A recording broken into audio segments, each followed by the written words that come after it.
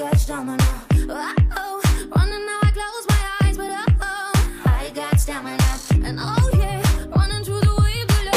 gràcies a en Jordi Martí per aquesta amable presentació i per donar-nos l'oportunitat de venir aquí a parlar de com veig jo que es pot explotar, que es pot utilitzar, que es pot fer servir i que es pot treballar la sociolingüística a diferents nivells acadèmics, a diferents nivells educatius.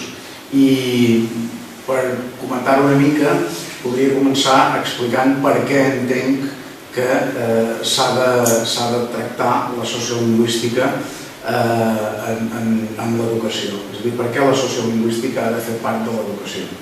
La primera qüestió que entenc que hem d'observar, i que s'observa d'una manera bastant clara i bastant diàfana, és que vivim en una societat on hi ha moltes disfuncions lingüístiques, on passen coses que són ni que sigui estadísticament estranyes si les comparam amb el que passa més generalment arreu del món.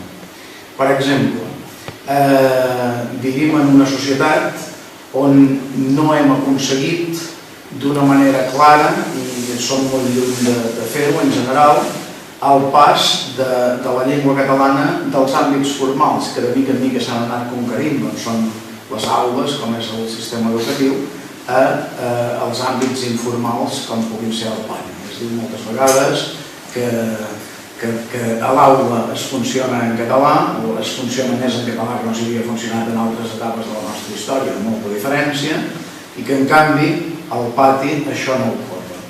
Tanmateix, també ja hauríem de fer aquí una primera disquisició sobre en quina mesura podem considerar que sí que s'ha aconseguit aquest assoliment del català com a llengua vehicular. Dic això perquè una cosa és l'assoliment formal i una altra és que els usos i costums que tenen a veure amb la pràctica de l'intercanvi lingüístic vagin d'acord amb això. És a dir, parlant de qüestions que no van en vora, és possible que algú faci la classe en català, però si algú altre li pregunta en castellà, respongui en castellà, per exemple, i per tant, potser algú acaba tenint la percepció que ha fet una classe en català i realment un 30% de la classe, per dir alguna cosa, no ha anat en català, això és possible.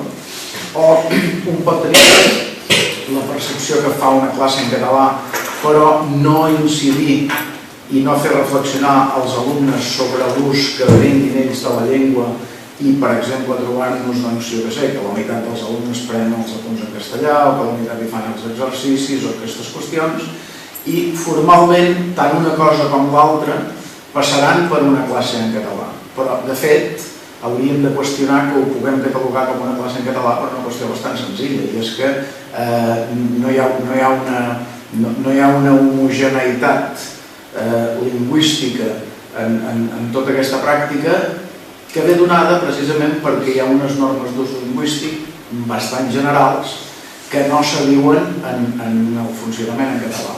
Unes normes d'ús lingüístic que més aviat tendeixen a entrebancar l'ús del català. I per tant, un pot acabar tenint una percepció completament esbiaixada sobre aquest fet. Un pot pensar que hi ha un 90% d'ús del català en un determinat centre educatiu i realment, si féssim els comptes, veient l'ús de la llengua en totes les ocasions i activitats, veient quantes vegades se n'ha fet servir una, quantes se n'ha fet servir una altra, ens trobaríem que els percentatges serien probablement diferents per aquesta percepció que hi ha.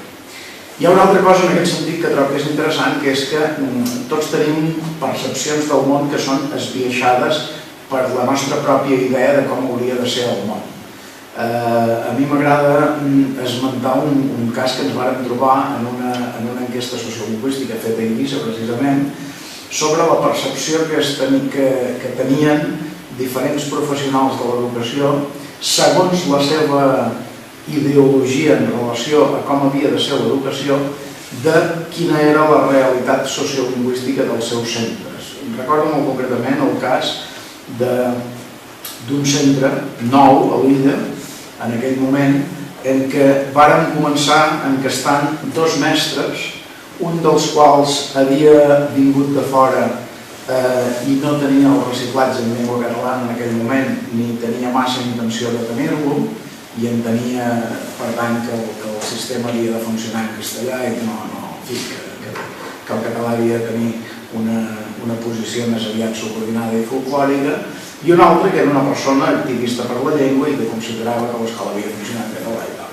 Bé, preguntat en el primer quin percentatge trobava ell que a la seva escola hi havia d'alumnes catalanoparlants i castellanoparlants, ens va dir directament que, bueno, aquí casi todos hablan catalán. Bueno, casi todos, faci l'esforç de posar-hi un percentatge. Digui'm des del seu punt de vista quin percentatge n'hi ha que parla català i quin percentatge n'hi ha que parla castellà. 70% català, 30% castellà. Aquesta era la percepció que tenia aquest primer encastat. Anàvem al segon encastat, que va ser exactament el contrapunt, i li demanàvem el mateix, quin percentatge trobeu que hi ha de catalanoparlants i castellanoparlants en aquesta escola. I va dir, catalanoparlants pocs, 30%, una cosa així com molt, i castellanoparlants 70%. I va molt bé com a exemple, perquè tothom tenia clar que hi havia una majoria dels altres i més o menys la xifraven en un percentatge similar. I una miqueta esbiaixat a favor del catalanoparlant, però la realitat era que estaven 55% a 45% o una cosa així, amb més presència del castellà. És a dir, el castellanoparlant, que observant el 55% d'alumnes que parlaven castellà al centre, pensava que n'hi havia un 70%, doncs tenia una visió esbiaixada, i el catalanoparlant tenia una visió encara més esbiaixada perquè, clar, les normes d'ús duien cap a això, el fet que quan es troben un que parla català i un que parla castellà, automàticament la parla en castellà, etc., fa que hi hagi un esbiaixament amb la percepció de quants n'hi ha de cada grup. Després potser utilitzarem una mica aquella pissarra per fer algun diagrama per veure això de les percepcions, perquè les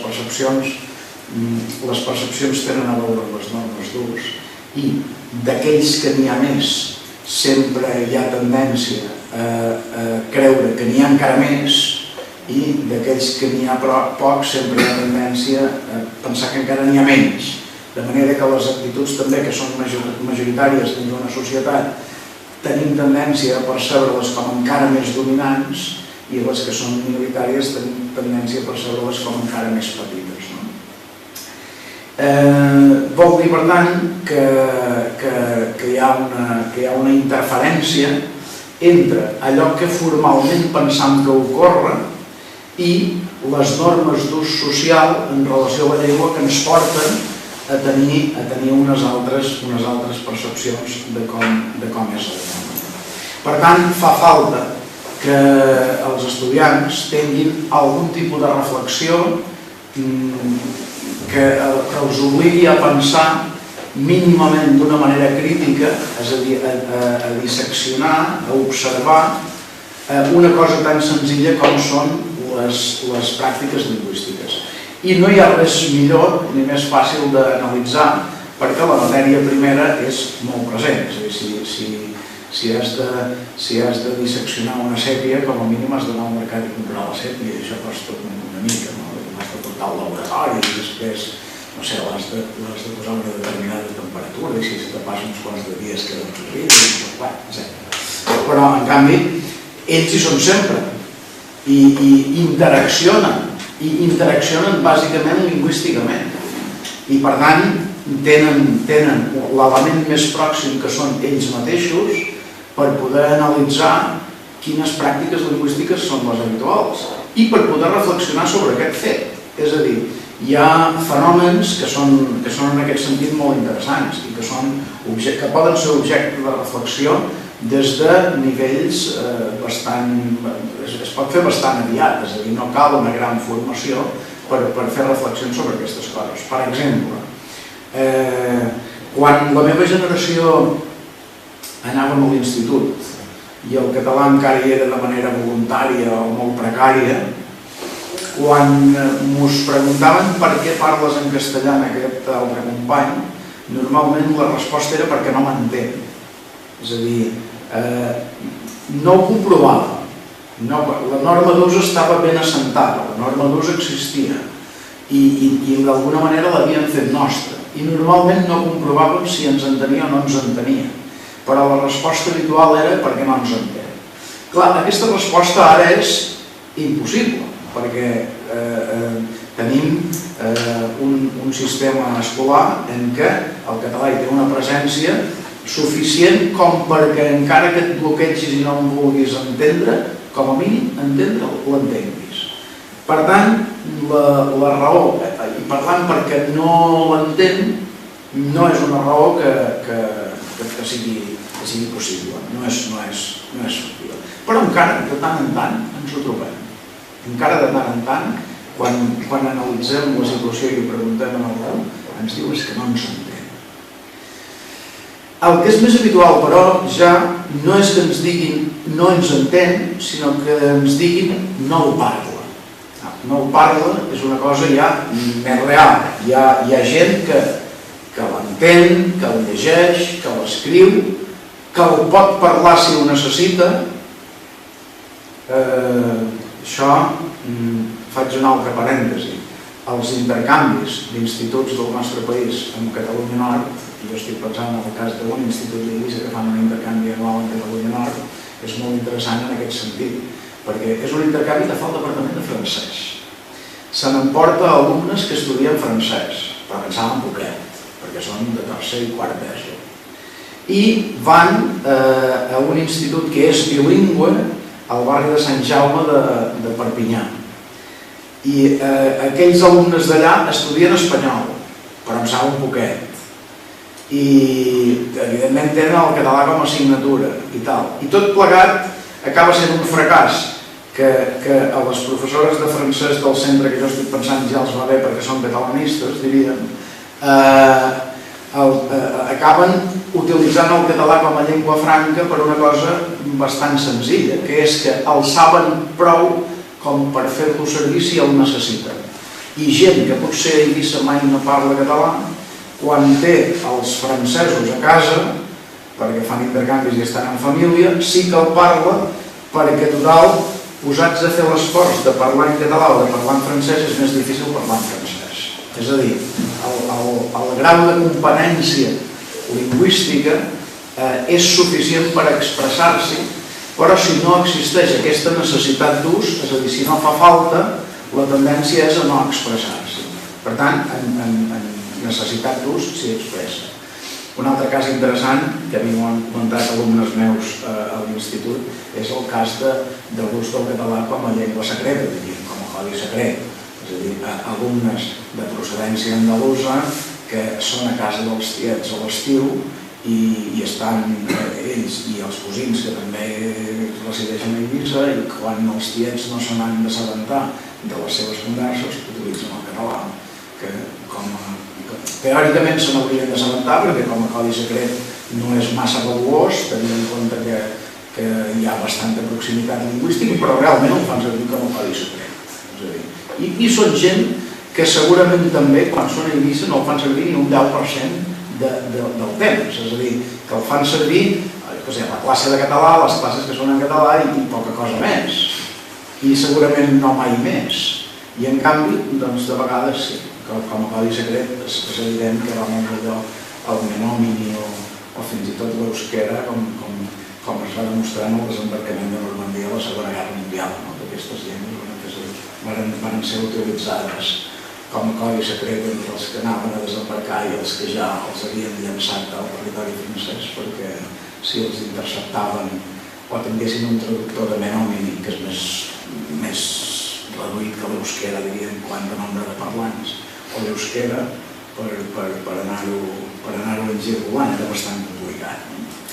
Per tant, diríem, són la primera, perquè no l'entén, és una raó que ja automàticament queda descartada. La segona, perquè no el parla, ja ens dona peu a entrar-hi una mica, perquè en general, amb estudiants que estiguin escolaritzats als nostres països, si no el parles perquè no vol, o perquè no fa el mínim esforç per parlar-lo, o perquè no es troba en la necessitat d'haver-lo de parlar, però no perquè no sigui capaç de parlar-lo. Ergo, hi ha aquí un punt que és una mica més endavant. I quan cap d'aquestes dues raons no són funcionals, és a dir, quan cap d'aquestes dues raons no va bé, no és suficient, hi ha una raó que ja ho clausura tot i ho posa tot en una altra dimensió, i és aquí on hem de començar a utilitzar la sociolingüística. Aquesta última raó és per costum. Ho fem així per costum. Quan ja no saps explicar els mecanismes de per què, per costum. Doncs bé, els antropòlegs s'han dedicat arreu del planeta Terra a intentar explicar això dels costums, per què es produeix, d'on sorgeixen, quines arrels tenen, quines conseqüències tenen dins una determinada societat, què provoquen, quins mecanismes de poder generen i mostren dins una determinada societat, etc. Per tant, estimats alumnes, se'ls diu, si voleu ser persones mínimament crítiques i en sentit de les coses, mai no digueu que feu una cosa per costum, perquè per costum vol dir senzillament que no heu pensat mai. És a dir, que ho feu perquè ho fa tothom. De tota manera, fer les coses perquè les fa tothom és el més fàcil. En això hem de recórrer a la psicologia social. Fer les coses perquè les fa tothom és una tendència absolutament humana, que és la tendència a la conformitat social. I a l'hora de comentar aquest aspecte, diré algunes coses sobre el que en psicologia social se'n diu el paradigma de Milgram. Milgram era un psicòleg d'una universitat americana que va fer una prova molt senzilla, una investigació basada en una prova senzillíssima. Consistia en agafar una pissarra d'aquest tipus, un retolador, i dalt la pissarra fer dues ratlles.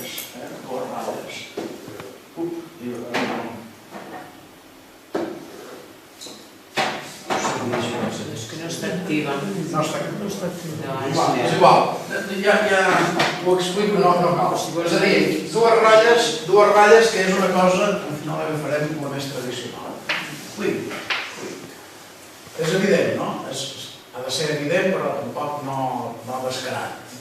Evident, però no descarat. Està clar quina és la més curta i quina és la més llarga, no? La de baix és més llarga i la de dalt és més curta.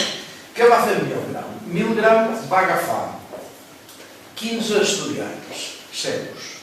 15 perquè va trobar, 12 eren els apòstols, ja que abans en Jordi havia començat amb la reflexió eclesiàstica, i bé, posem 12 i algun més, 12 al cap de la cerimònia i 2 més i fan 15.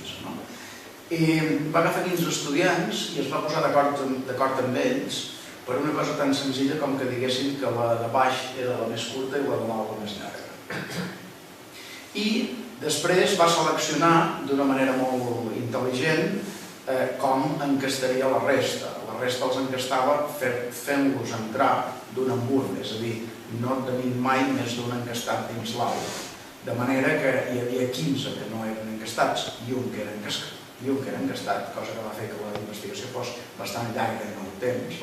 I, en canvi, aquest encastat suposava sempre que els altres 15 també ho eren. De manera que entrava en Milgram, preguntava al primer quina és la més llarga, deia la de dalt, el segon la... Clar, l'encastat, quan responia el primer, pensava algú que hi veu malament, no? Quan responia el segon pensava, ostres, sí que estan avariats de la vista en aquest lloc. Quan responia el tercer pensava, això d'estudiar tant fa mal a la vista. I quan responia el que feia 14 ja pensava, ostres, i ara jo què dic? Què faig? Dic allò que han dit tots, però que a mi em pareix que és mentida? O dic el que jo penso que és, dit d'una altra manera, el que és obvi que és, però que no ha dit ningú?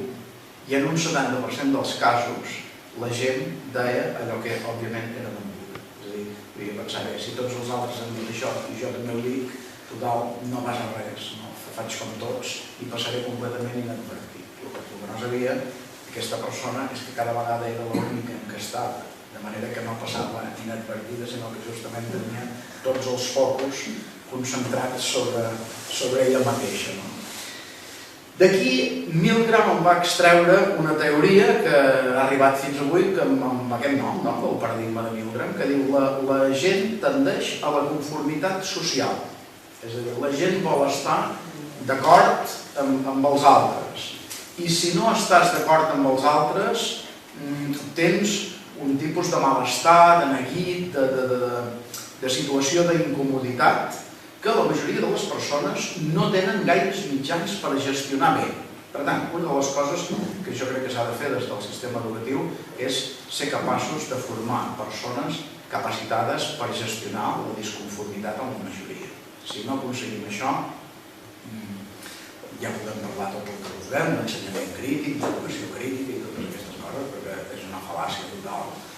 Si allò que tendim a fer sempre és allò que vol fer la majoria, doncs en aquest sentit, jo en els meus alumnes a l'institut els poso un exercici que és relativament senzill quan parlem d'aquestes qüestions a nivell de segon de batxillerat, que ja poden pensar-hi una mica més, que és si en una aula hi ha 30 estudiants, els propos que em facin una llista d'algunes idees que tinguin i que pensin que no compartiran com a mínim amb el 50% de la classe.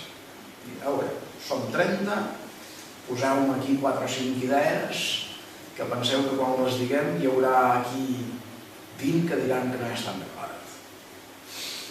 I és un exercici que els costa moltíssim. Serveix també per detectar els estudiants una mica més inquiets o una mica més extraordinaris. A vegades te'n trobes un que va i em posa 10 a 12 i dius, ostres, aquest sí que ho té per mà, no? I si després el persegueixes, doncs n'hi ha que després han destacat, efectivament. I en canvi, te trobes que en general els costa molt, és molt difícil. Per què? Perquè allò que es tendeix és a l'acord, a voler l'acord, i entre adolescents i bons adolescents encara més. És a dir, no haver-hi dissintonia amb el grup, no voler caure fora del que és majoritari. Fixem-nos, si en una cosa tan elemental com quina ratlla és més curta i quina és més llarga, per una pura conformitat social, ja fem caure l'opinió de la gent, què no ha de ser en una qüestió que pugui ser molt més discutible de l'estil en quina llengua ha de funcionar aquesta societat. Si passem a un altre nivell, a un altre grau d'opinió, la cosa esdevé molt més complexa. Perquè pots trobar arguments bons en sentits diferents i en qualsevol cas, si allò que busques és la conformitat social, allò que faràs és senzillament el que fas a la majoria. Aquesta qüestió no l'he vist gaire aplicada a la reflexió sobre la llengua, l'he vist poc aplicada. I en canvi l'he vist bastant aplicada, sobretot en diversos programes i en diverses actuacions a Amèrica, als Estats Units, en relació al tractament de les drogodependències.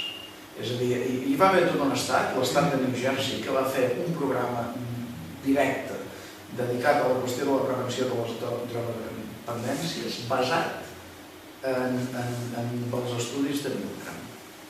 I per què? Doncs perquè, home, per què la gent comença a consumir alcohol, tabac, determinades altres drogues, etc.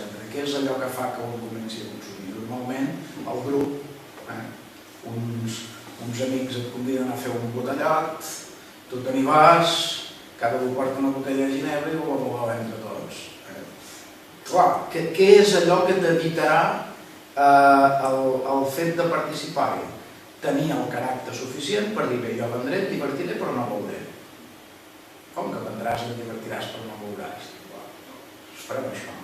Clar, això és molt difícil.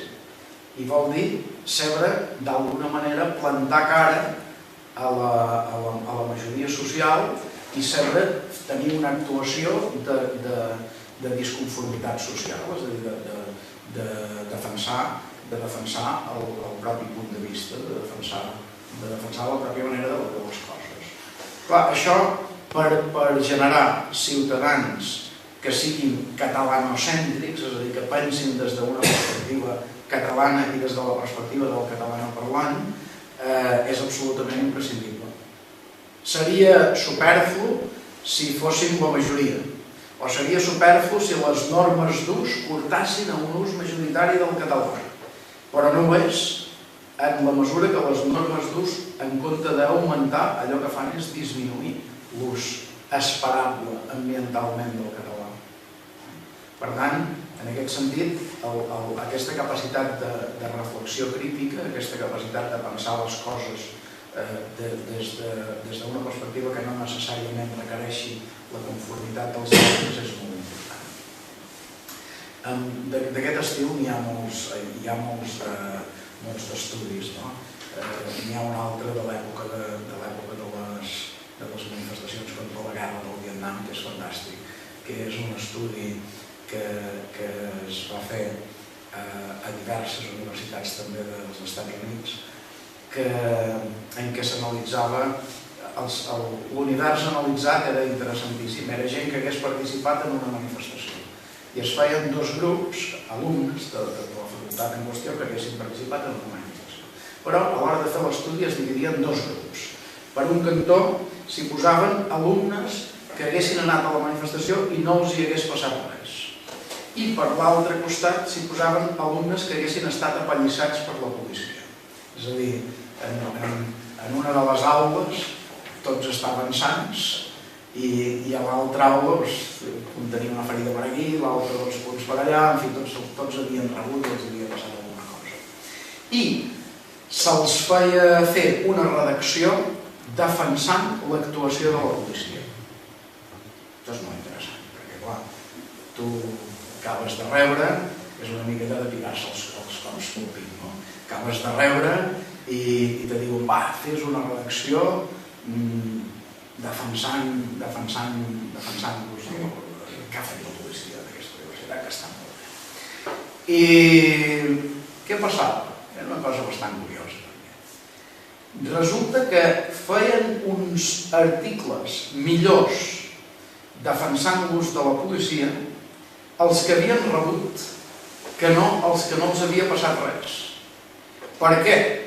Perquè si s'avenien, i això també és un statement de Milgram, si s'avenien a fer una cosa tan humiliant com aquesta, com a mínim hi havien de trobar algun punt on aferrar-se i hi havien de trobar algun punt que justifiqués allò que estaven fent i que els feia sentir ridículs en aquell moment. Si no els havia passat res, en canvi, era un mer exercici que no calia ni pensar-se'l.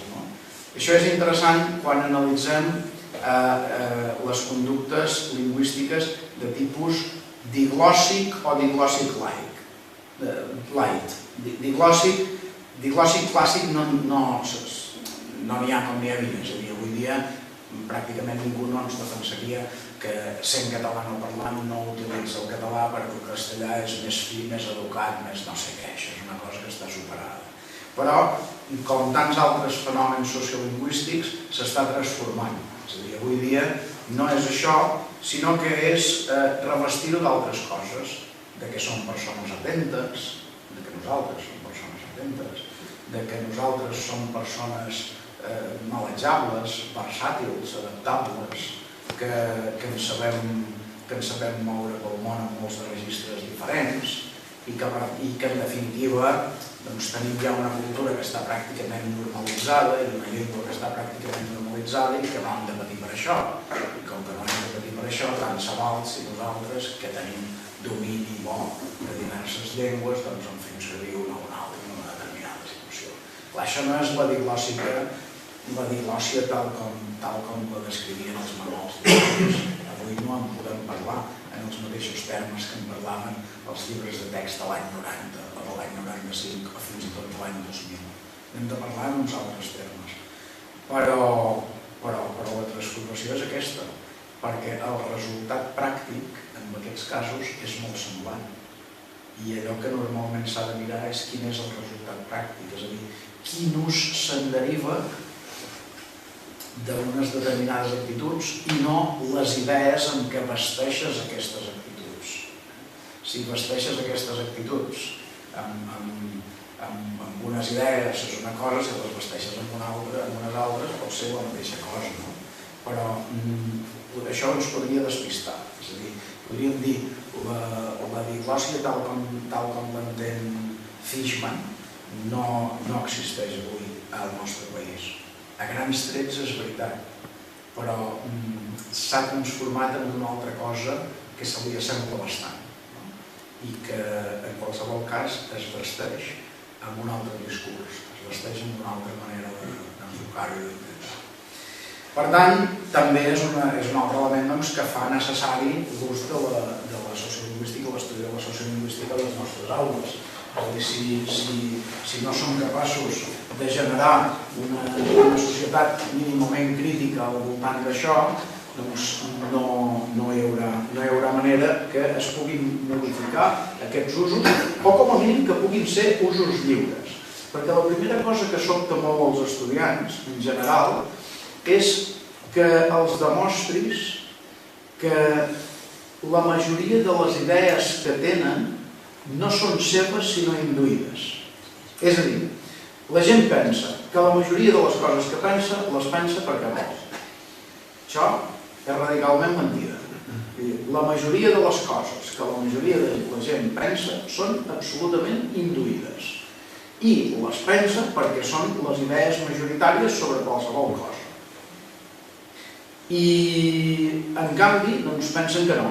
En aquest sentit va molt bé aquest exercici que us comentava abans, l'exercici de posar-ho unes quantes idees amb les quals estigueu convençuts que la majoria de la gent que teniu en aquesta classe, per dir una classe, per exemple, doncs no estaran d'acord. I després feu observar que per tant segurament no és que tothom sigui original en les seves idees, sinó justament al contrari, que la majoria de les idees que tenim no són originals, especialment si no les hem sotmès prèviament a un raonament. Si jo penso això perquè sí, perquè ho pensa tothom, perquè la gent ho veu així, perquè els meus amics ho veuen així, o pel que sigui, doncs qualsevol d'aquestes raons no serveix. Per tant, es tracta de reflexionar sobre els elements sociolingüístics. Hi ha dues maneres de reflexionar-hi, una manera que és la teòrica, que aquesta té a veure en com s'ensenyen les coses, però que té un perill molt gran d'assignatura, vull dir, coses que jo faig servir. Una llista de conceptes sociolingüístics, això és una cosa que fem a segon de batxillerat i que vam elaborar una colla de gent fa anys ja, a Prada, per cert. És un bon lloc per les nits d'estiu allà fent tertúlia a la plaça, fer coses d'aquestes, no? Conceptes bàsics en sociolingüística que entenem que la gent hauria de saber què és, no? A més, com que en Bibilònies o en Maniàtic ho vam posar en ordre alfabètic i tot, accent, lingüisme unilateral, modificació normativa, competència lingüística, comunitat lingüística, conflicte lingüístic, dialecte, diglòssia, interpretació, conceptes sociolingüístics bàsics, que tampoc no n'hi ha tants, és a dir, no és que estiguem operant en 70.000 coses. I després vaig fer una cosa que la vaig publicar en aquest llibret de sociolingüística a l'aula, que això ja va ser per un encàrrec d'una persona que ha estat aquí fa poc i estic content que el portàssim, que és en Pere Mayans, que l'any 2001 o 2002, no recordo exactament, va fer un cicle de formació en sociolingüística per professors amb la intenció de donar eines perquè la gent pogués fer les classes en català una mica més còmodament. I aquí en Pere precisament em va dir, escolta, fes una cosa, fes una bateria de preguntes sobre qüestions que la gent es pugui demanar que tinguin a veure amb la formació en sociolingüística. I vaig fer una bateria de 70 qüestions que de tant en tant he fet servir per fer reflexionar sobre aquest tema. És possible el manteniment del bilingüisme en un procés de normalització lingüística? O hi ha gaire situacions de bilingüisme equilibrat a la nostra part del món? O com es va originar el conflicte lingüístic a casa nostra? No sé, quines fases solen tenir els processos de substitució lingüística? O en què consisteixen les normes d'ús d'una llengua? O què sigui, és a dir, 70 qüestions, per tant, donen per fer un repasset a temes que tenen a veure precisament en tot això de la formació possible en sociolingüística. Naturalment, sobre totes aquestes coses hi ha bibliografia, hi ha estudis, hi ha també la possibilitat de fer una cosa, com deia abans, més directa i més immediata, que és observar, veure què fa la gent i intentar discernir per què ho fa, quines raons hi ha, fins i tot preguntar-ho, intentar indagar per què es fan unes coses i no es fan unes altres, què importa, quines idees hi ha darrere, quan varen començar, si se'n recorden. El dels que són una mica més catalanocèntrics, diríem, per recordar la pròpia experiència, crec que és interessant. Quan varen decidir fer, per exemple, la pràctica d'això que se'n diu bilingüisme passiu i que se n'hauria de dir bilingüisme actiu? Quan varen decidir que parlaríem en català amb gent que ens parlés en castellà, per exemple? I quan ho varen fer, per què ho varen fer i en quin context exacte ho varen fer? I com decidim l'ús lingüístic que tenim en determinada gent i en determinades situacions? Clar, tot això són motius de reflexió sobre aquestes qüestions. Hi ha una cosa molt clara, i és que les actituds lingüístiques es generen a partir de les situacions sociolingüístiques específiques. I hi ha des del meu punt de vista, una patologia social de la minorització. És a dir, hi ha una idea que és equivocada, que és amb més potència de les llengües fins ara minoritzades, menys conflicte, i a menys potència, més conflicte. És a dir, el català és més conflictiu a Eivissa que a Tortosa, i és més conflictiu a la Franja que a Eivissa. És una cosa que sorprèn molt, perquè teòricament hauríem de pensar, o podríem pensar, que quan millor és la situació de la llengua, tenint en compte que és millor, hi ha un grau de conflictivitat més gros perquè els espais de la llengua dominant estan més amenaçats. Doncs no ocorre així. Ocorre que quan pitjor és la situació, més tendència hi ha a intentar acabar d'aixafar-lo. Fixem-nos que a mi m'interessa molt la semàntica de les coses i hi ha una semàntica de la minorització que és òbvia, que és la semàntica, per exemple, d'utilitzar verbs com imposar. Imposar, el verb imposar, és un verb que s'ha utilitzat com una arma llancívola de dimensions extraordinàries en contra de l'ús del català. Imposar. Doncs si agafem la premsa d'Osona, per dir alguna cosa, agafaré una cadena de diaris que és Premsa Ibèrica, per dir un diari que en té Osona, que en té el País Valencià i que en té les Illes Balears. Doncs si agafam la comunicació de Premsa Ibèrica a Osona, per dir també un mitjà adaptatiu, molt adaptatiu. Quantes vegades es fa servir el verb imposar referit al català en aquest mitjà? Mai, pràcticament mai, no es pot trobar.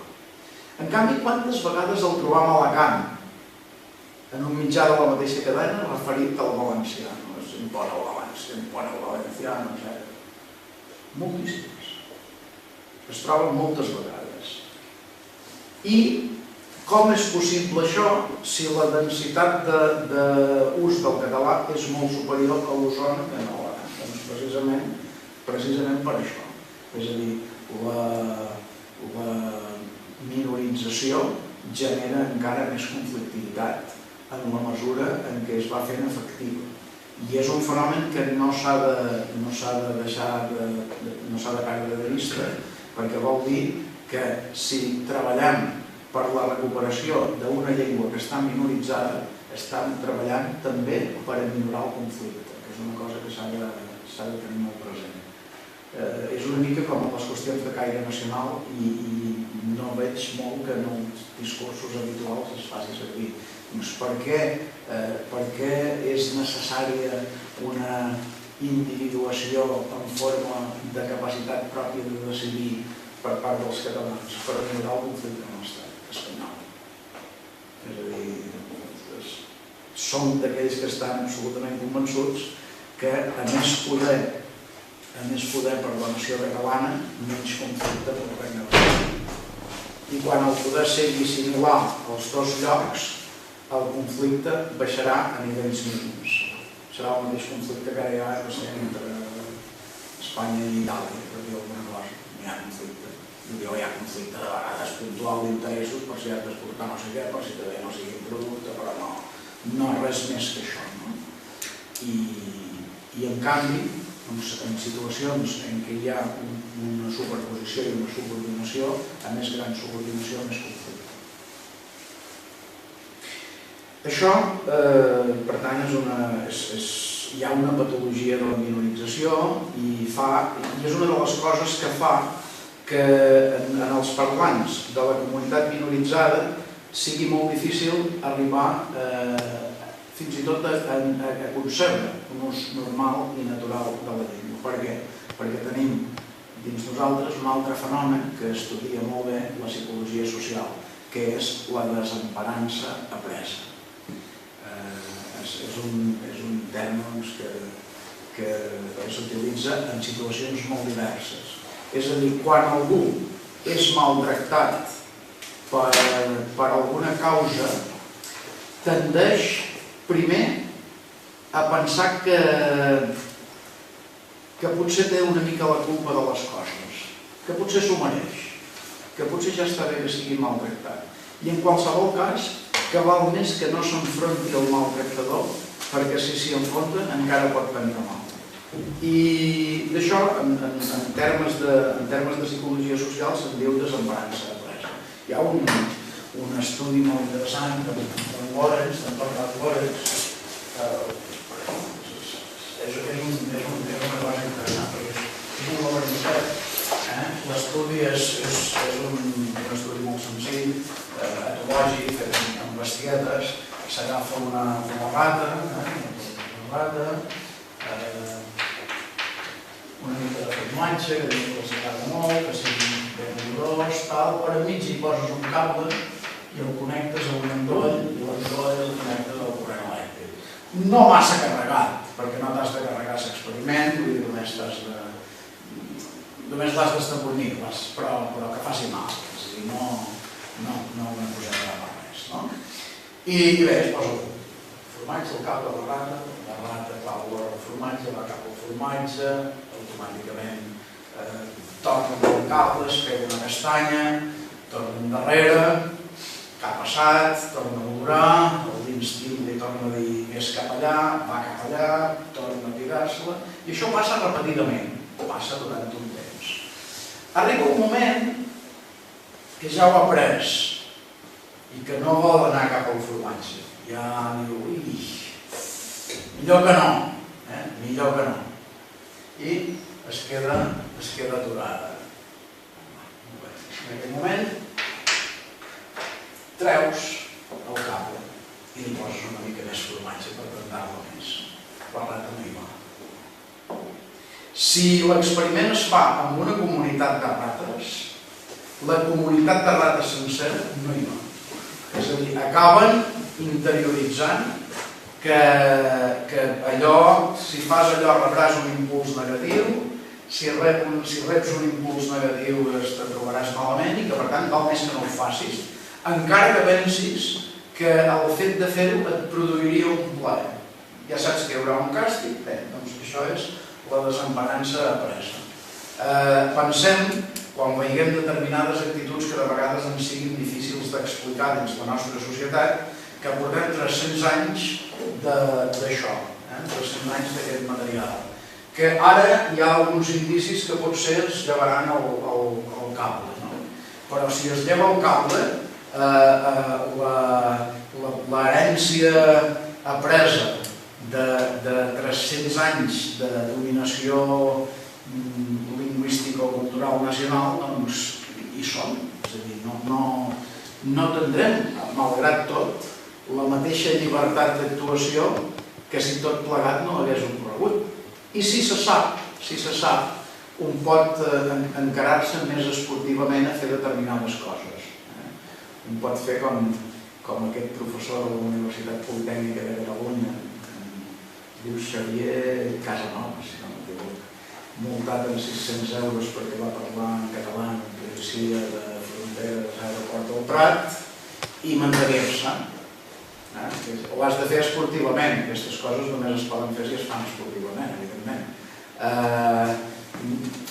Parèntesi, no sé què tan difícil deve ser la cosa, perquè clar, quan tu vas a un aeroport normalment ensenyes un passaport i com a màxim dius bon dia, i el que tens allà te diu bon dia, i aquí a la Xina, jo he ensenyat un passaport a Beijing, he dit bon dia, el xinès que hi havia darrere m'ha dit ni hao, s'ho ha mirat i ha dit passa, no? Vull dir, no és que hagis de fer un gran exercici lingüístic, no?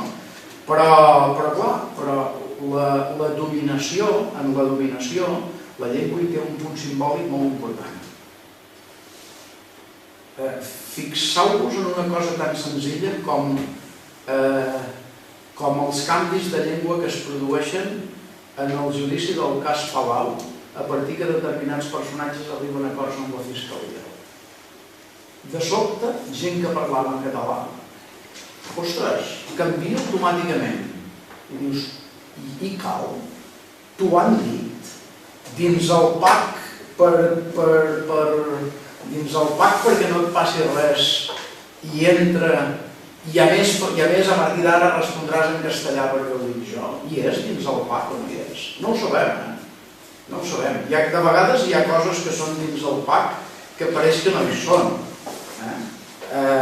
Aquest professor de la Politècnica s'ho va agafar esportivament, el varen acabar anant a buscar un parell allà a la fila quan ja estava a punt d'embarcar l'avió, li varen dir sabemos dónde vives perquè clar s'havien apuntat l'adreça del passaport, etc.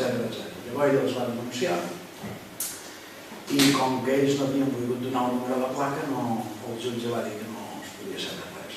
Extraordinari, he trobat que és un cas extraordinari per analitzar, perquè clar, si dos policies s'han negat a donar el número de placa, això un jutge l'hauria de mobilitzar automàticament i hauria d'anar al Prat i veure qui punyetes estava de servei, interrogar tothom que estava de servei i veure qui havia fet això, perquè és un delicte. Però no, doncs el jutge va dir com que no teniu el número de placa no podem fer res. I 6 mesos després a l'home li arriba una multa de 600 euros perfecta, perquè a la multa sí que hi ha el número de placa, perquè algú l'ha de denunciar. I amb allò se'n va altra vegada al jutjat i diu ara sí, ara no teniu més remei que convertir això en alguna cosa que es digui una mica més significativa. Clar, això vol dir com si no haguessis tingut mai al cap, és a dir, actuar d'aquesta manera que és el memorial de greuges i quin impacte va tenir en la història d'aquest país. Que podíem dir, per això m'ho explicava una història, sí, clar, si t'ho explicava una història, per això va tenir un impacte en tot l'altre. Per tant, són elements que és bo creuar-los i és bo treballar-los entre diferents matèries. I penso que ja m'he allargat una mica més del compte i per tant voldria dir aquesta de temps perquè ja hi ha una mica de diàleg i perquè pregunteu-vos si voleu o discutiu o fer el que voleu. Un dubte, si el conflicte lingüístic del futur, principalment a les aules, amb menys grau de mitjans de comunicació, no serà entre el català i el castellà, sinó entre el català i l'anglès? A la posició que ocuparà l'anglès a les aules serà una imposició, s'haurà de frenar, s'haurà de permetre que mengi terreny que actualment té el català. Com? Ara faré una reflexió en veu alta que potser està mediatitzada per l'experiència que hem tingut a les Illes Balears amb això del trilingüisme. És a dir, l'anterior legislatura vam tenir un govern que va plantejar un projecte de trilingüisme a les aules, és a dir, que hi hagués ensenyament en català, en castellà i en anglès. Quina va ser la realitat? La realitat va ser que com que els que podien ensenyar en anglès eren majoritàriament també del grup dels que podien ensenyar en català, hi va haver un trasbassament de gent que ensenyava en català cap a ensenyar en anglès. Però hi va haver un bloc que es va mantenir intocable, que va ser el dels que ensenyaven en castellà. I, malgrat tot, aquest ensenyament en anglès, com que no hi havia prou formació, va acabar convertint-se en ensenyament en castellà. De manera que el suposat trilingüisme va ser que si abans hi havia un 60% d'ensenyament en català i un 40% en castellà, els percentatges es van invertir al final de la legislatura. Per tant, la meva impressió, diríem, parlo molt normal, la meva impressió més directa és que la incorporació de l'anglès va significar més castellà. Això, si es fa una mica bé, no té per què ser així, però hi ha una diferència, hi ha una cosa que és molt important i que també crec que s'ha de remarcar, que és que el fet que hi hagi un cert percentatge d'anglès dins l'educació, de moment no ha fet que hi hagués ciutadans que es convertissin en angloparlants, per dir-ho d'alguna manera. Mentre que en el cas del castellà no el podem dir. L'impacte de l'anglès ara és petit. Encara que la percepció que tinguem és molt gran, és una percepció hispanocèntrica. La idea que hi ha una gran penetració de l'anglès no és veritat. Hi ha una penetració molt petita. I us ha de fer alguna cosa al respecte? Sí, clar, és evident. Jo entenc que la idea del català com a pal de paller, diríem, de l'organització lingüística del país, però d'un paradigma multilingüe, és una idea correcta. I per tant, hem de tenir cada vegada més accés i hem de conèixer llengües de gran abast i hem de fer allò que en Jesús Tosson diu petits equips de políglotes que es puguin entendre en tot el món, per dir d'alguna manera, preservant el fet que el català sigui la llengua vehicular en el nostre sistema educatiu. Hem de combinar les dues coses. Perdem poder, potser. Perdem poder. Almenys a Catalunya no és trilingües, s'utilitza una llengua, si s'haurà de reduir. Alguna cosa s'haurà... No, perdem poder, no. Sí, és veritat. Però, de fet, no està tan clar, també, perquè quins percentatges diríem que hi ha ara a Catalunya? Segons en quins àmbits. Segons en quins àmbits, exacte. Sí. Per tant, s'hauria de veure àmbit per àmbit i s'hauria de veure cas per cas i s'hauria de veure, per exemple, com van els usos i costums en l'educació, amb allò que formalment és tot en català. Nosaltres, en el projecte lingüístic d'un institut concret que estic pensant, vàrem definir què és una classe en català.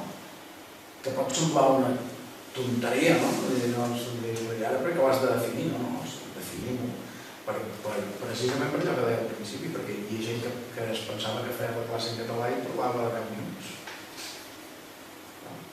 I saps? Hem de saber de què estan parlant. I això no sempre és tan clar, no sempre és tan obvi. Ja, a la universitat també hauria de ser en llengua vehicular com el català.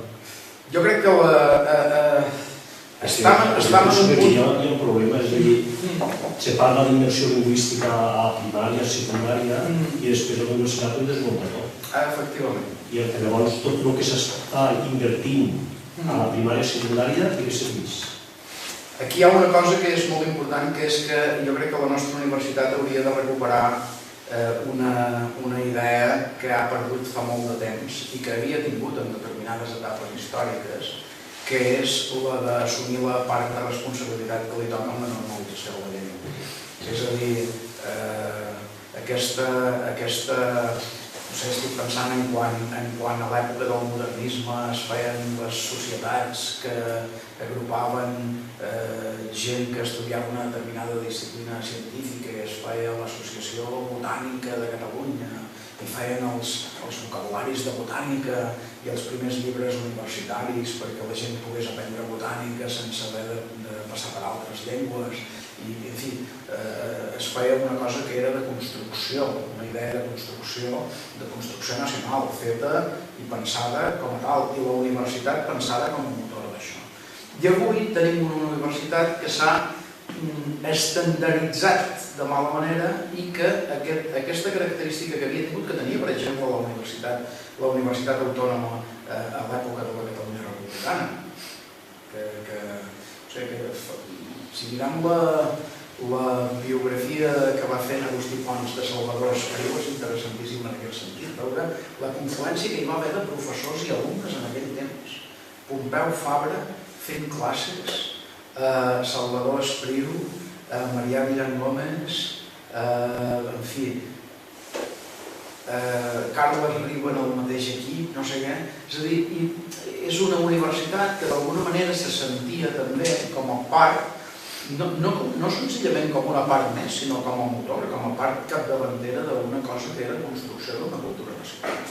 I avui dia jo crec que la universitat ha perdut completament aquesta perspectiva. L'hauria de recuperar. M'ha culpa per la part que m'hi dona. Jo penso que això també canvia, depèn de la ciutat, el campus, evidentment el professor, i depèn quin tipus d'alumnes reps, quin origen tens. Aquí, per exemple, la major part de les classes en aquest campus es fan en català, a excepció de les classes que en algun cas el professor o professora és castellà, que va vindre de Valladolid no sé fa quan, i potser ha presentat unes acreditacions però no es desenvolupa bé i en aquest cas no ho fa. Però aquí, per exemple, hi ha molts casos. A la Universitat de Barcelona, evidentment, n'hi ha més, perquè hi ha molta més gent de fora i a la força posen l'opció del castellà, que l'alumne quan se matricula sap abans de començar les classes si s'ha matriculat en una sessió, les sessions docents en una llengua o en una altra. I de vegades hi ha opcions... No es compleix això de vegades, Jo sé que el que poso a la guia docent ho he de complir. Si algú no complís, això ja no ho sé. S'han utilitzat de vegades elements que són molt fàcilment reconduïbles, com per exemple els Erasmus.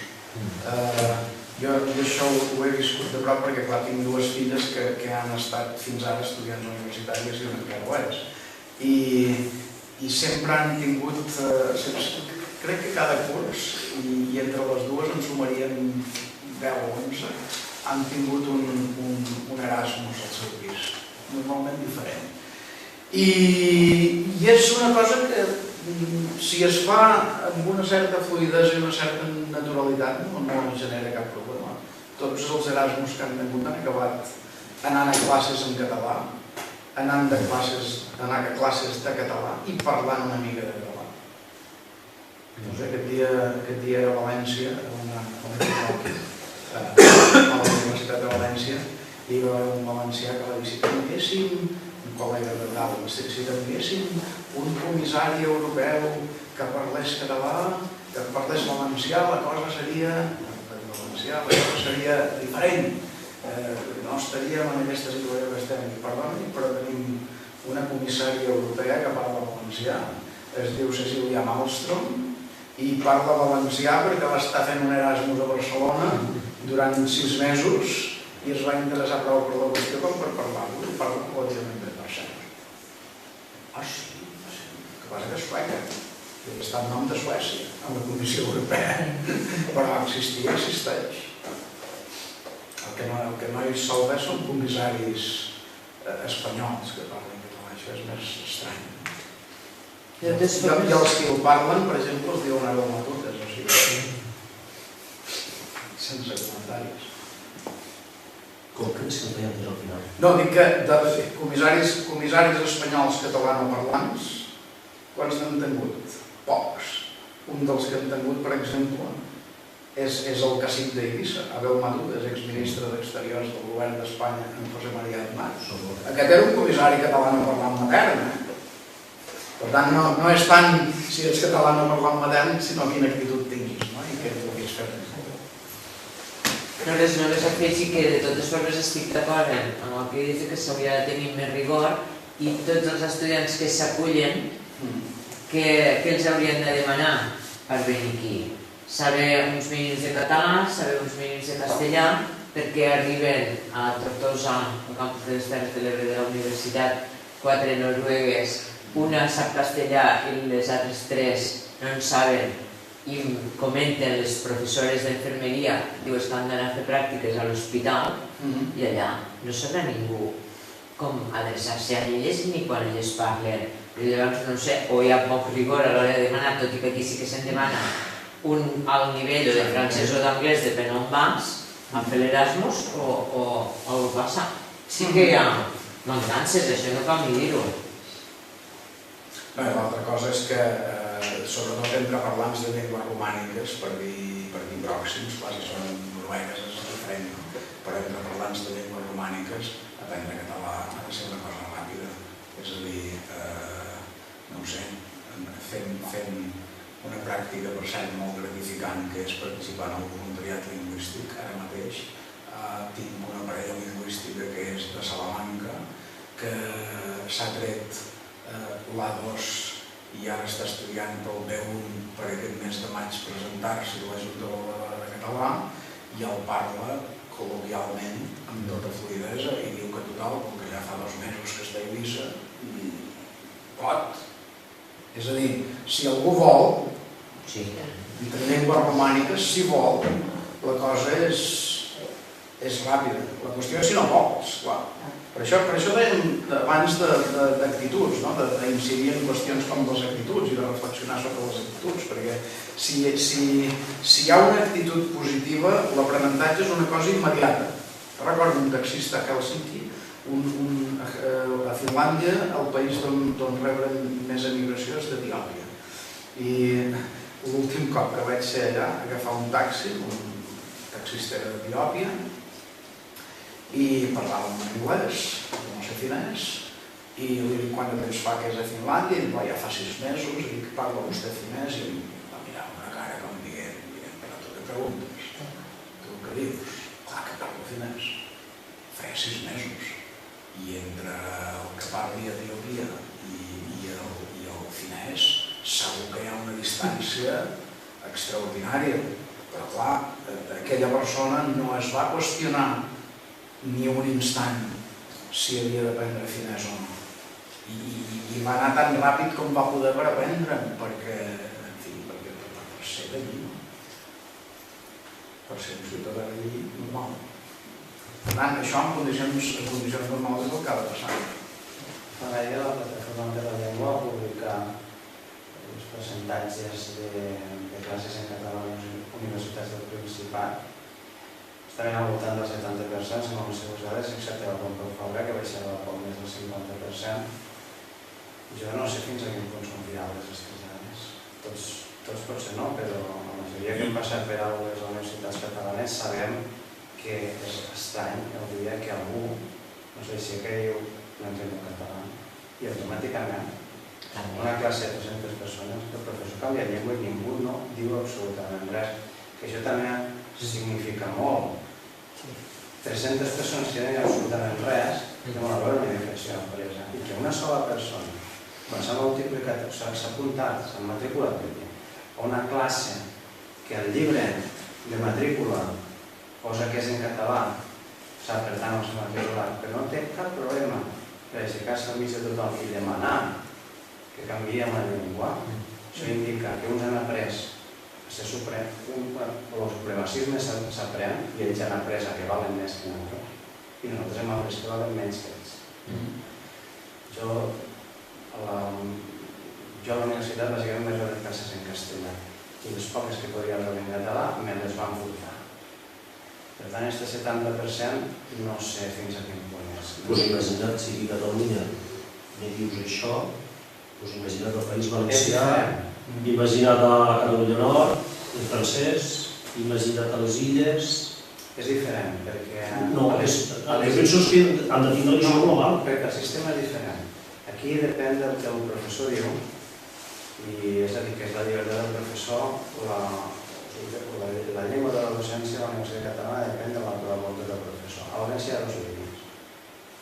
Hi ha la línia en català i aleshores et deriven a una o et deriven a l'altra. Ara estàs parlant d'universitat? Parlo d'Universitat de València, l'antiga Universitat Literària de València, Universitat de València. Això en algun lloc a la ciutat de Barcelona s'havia fet. Jo havia començat a estudiar Medicina, vaig fer un any de Medicina, i recordo que teníem el grup del català i el grup del castellà. Això es va acabar. Això químiques també.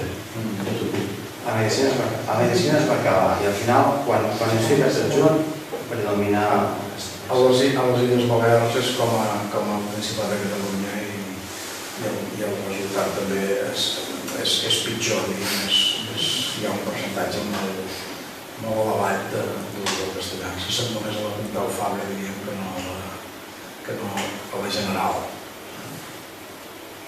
I també és perquè impera allò que diu el professor. I d'altra banda hi ha una cosa que és, entenc jo, molta falta de formació en una qüestió tan senzilla com elements per mantenir-se en català. És a dir, per què es canvia automàticament? Doncs perquè la gent no s'ho qüestiona, perquè la gent no hi pensa, perquè la gent no reflexiona críticament sobre la qüestió. Senzillament hi ha l'ús i costum, la norma d'ús adaptada de si algú te demana que canviïs, canvia. Cosa que és ser molt acrític. Per un espai, per un àmbit com és l'àmbit universitari, això és ser extraordinàriament acrític. No poder reflexionar sobre aquest tema, no poder tenir un discurs una mica més sòlid. Però és cert que és molt general. Molt bé. Hi ha més qüestions?